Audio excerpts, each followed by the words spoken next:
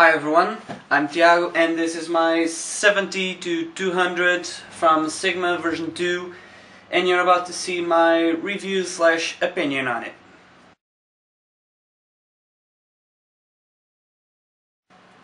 So, it's big, yeah, you would expect that from a telephoto zoom. So, this is the version 2 from Sigma and the only experiences I had with telephoto zooms were the Nikon 7-200 2.8 version 1 and more recently the 80-200 2.8, the old version, the push and pull. So I can give you my opinion based on my experience with those three lenses. And first things first, this is the lens itself. As you can see, big frontal element at 77 filter size if I'm not mistaken. Clean background as well. It comes with a little collar that you can put and take off at your will. What it does is help you put it on your tripod if you need it. If you're just shooting it handheld, it's a little less weight if you take it off, so and it's quite secure. It also comes with a hood, naturally, for outdoors, and front cap. So what can I say about this lens? I have it for around a month and I'm very satisfied with it. My previous experience was with the 80-200, the push and pull version, and it was smaller but heavier because it was all metal bodies, so it could take a beating and it wouldn't be a problem. This one, however, is plastic, maybe aluminum bodies somewhere over here, but it is solid. It has a good feel to it. The focus ring is incredibly smooth and accurate. One thing that of course you notice from using an 80-200 to using this more recent lens is the focus speed is fucking amazing. Sorry for cursing, but it is. The focus on this lens is great, is fast and it's accurate. I had a job about 3 weeks ago and I took over 4,000 shots, yeah, more or less about 4,000 shots, and not one missed the focus. Not one. And I went through all of them before I did this just 10 minutes ago and not one missed the focus. It is very reliable and you'll surely have no problems with focusing on this.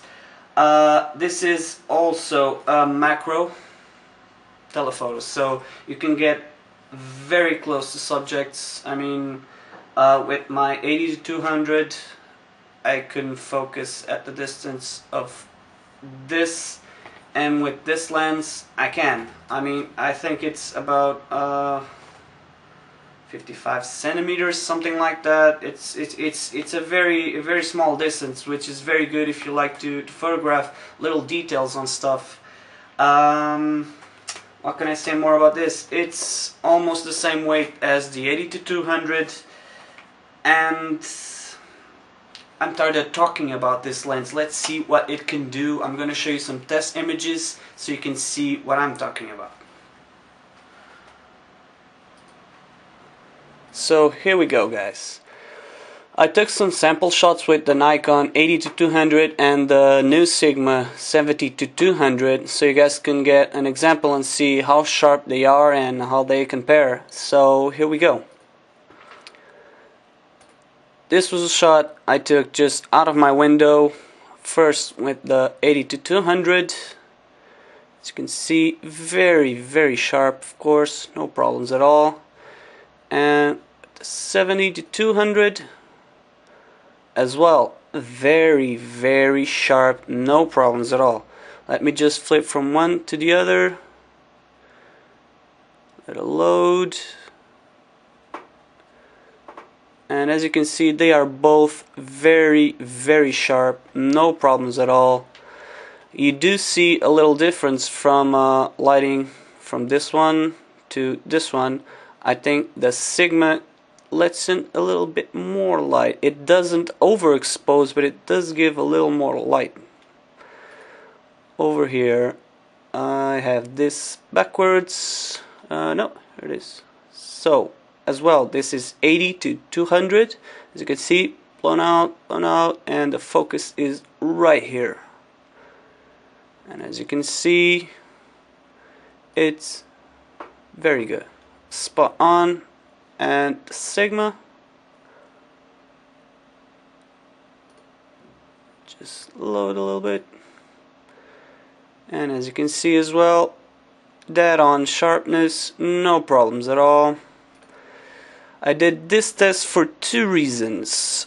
I did have to step a lot back to get the 80 to 200 to focus, but I did this mainly to see if there was any color fringing outside, and as you can see, there is none.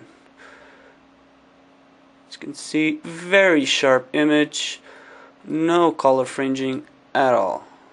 This is the box that comes with the lens as well. As you can see, 70 to 200 version 2. And to compare this with the 80 to 200, of course, dead on focus, as you would expect from the Nikon lens, and as you can see, there's a tiny little bit of color fringing over here, just a little bit, but you do notice it. So Sigma wins this round, of course. And let's see here, I have 3 images. I don't know why. Here it is. Okay. Alright, so as you can see, there's a little bit of difference between this one and this one. You have a little more fringing, vignetting in the corners. This is from the 80 to 200.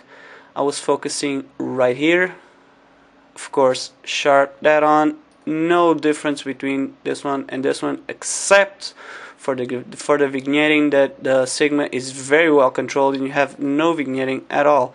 And the focus, of course, dead on, absolutely no problem. And now for a real life test that I had work to do with models, and this was done with the 70-200 over 4,000 shots I did on this day only. And as you can see, sharp as hell on the eyes, no problems at all, very good. Another example, very sharp on the eyes. Let it just load. There you go, very sharp, no problems at all. As you can see, it's very shallow. I was using 5.6 if I'm not mistaken, 6.7 actually. So it was very sharp. You have no problems at all with this. I did take some shots outside, so you get an example with this as well. As you can see, very sharp on the face.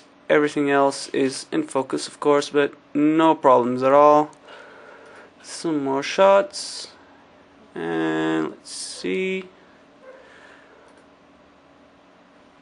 and there you go. And the last one.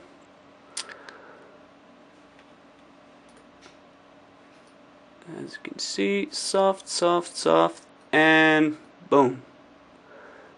Good focus, no problems at all with this lens. And we are back. As you can see from the sample shots, the lens performs very well. You have no problems at all with focusing at all focal lengths. You have absolutely no vignetting that I've seen to date. So one thing I didn't show you is it mounted on my Nikon D700, and this is how it looked like. The beast. This becomes very heavy with the grip and the camera, as you can see.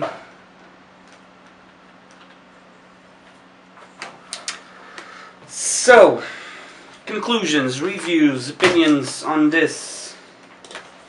I'm very happy with it. I didn't pay much for it, and I'm very happy with the results it gave me. Comparing it to my 80 to 200, it leaves it far behind.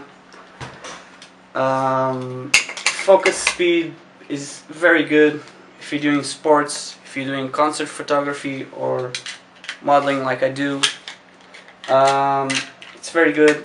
It's very fast comparing to the 80 to 200 because it was a very slow AF because you had a lot of elements to move inside the Nikon, and this one with the hypersonic motor or whatever is very silent, very fast.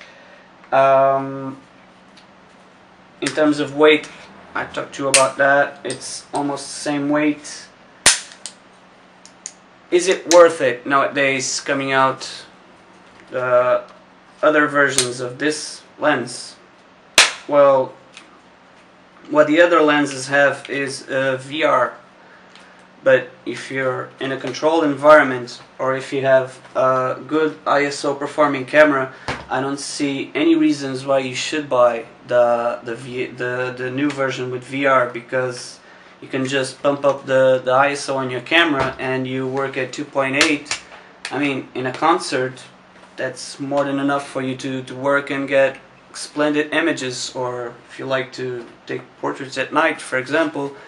I don't see any reason for you to get that newer version that it's way more expensive, and now you can get this secondhand very cheaply. So that's a thing for you guys to think. Do I really need the VR? That's the only question between you getting this or the newer version. I recommend this one because I don't use the VR. I don't need the VR. I just pump up my ISO and it's done.